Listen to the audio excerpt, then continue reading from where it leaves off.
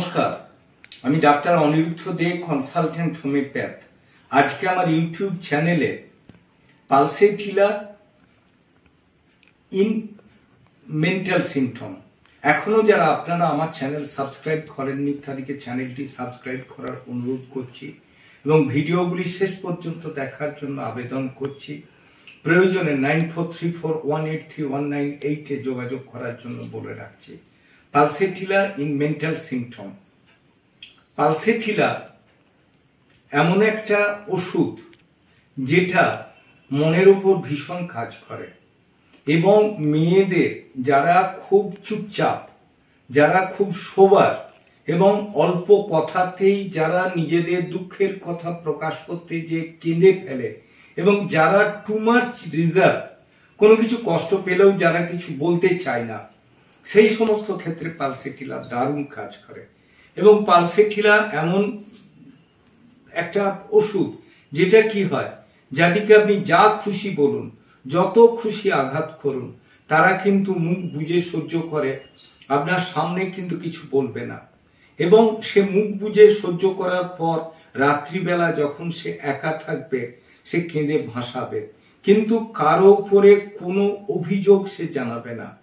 এই সব ক্ষেত্রে কিন্তু আমরা পালসেটিলা দিয়ে থাকি। পালসেটিলা আরেকটা কি করে, পালসেটিলা সবাইকে আনন্দে রেখে নিজের কষ্ট ম্যাক্সিমাম ভাগটা নিয়ে নেয় এবং যার জন্য সংসারে সে সবার কাছে ভালো, কিন্তু নিজের প্রতি অবিচারের জন্য সে কিন্তু দিনের দিন ক্ষয়ে যায়। এই ক্ষয়ে যাবার ফলে তার মেন্টাল সিমটম গুলো দেখা দেয়। সে কাউকে বিশ্বাস যেমন করতে পারে না, তার সাথে তার ঘুম না হওয়ার জন্য তার খিদে মন্দা হয় এবং দিনের দিন তার হেলথ ডিটোরিয়েট করে এবং সর্বোপরি যেটা সে নানা রোগগ্রস্ত হয়। গ্যাস অম্বল তো আছে, তার সাথে পায়খানা পরিষ্কার না হওয়া এবং পালসেটিলার আরেকটা সিমটম যে পিরিয়ডের উপরে এর প্রচুর লক্ষণ দেখা যায়। যেহেতু দুর্বলতা, অ্যানিমিয়া, ক্ষুধামন্দা, ইনসমনিয়া এগুলোর উপরে হলে তখন তার পিরিয়ডও হ্যাপাজার্টলি হতে থাকে।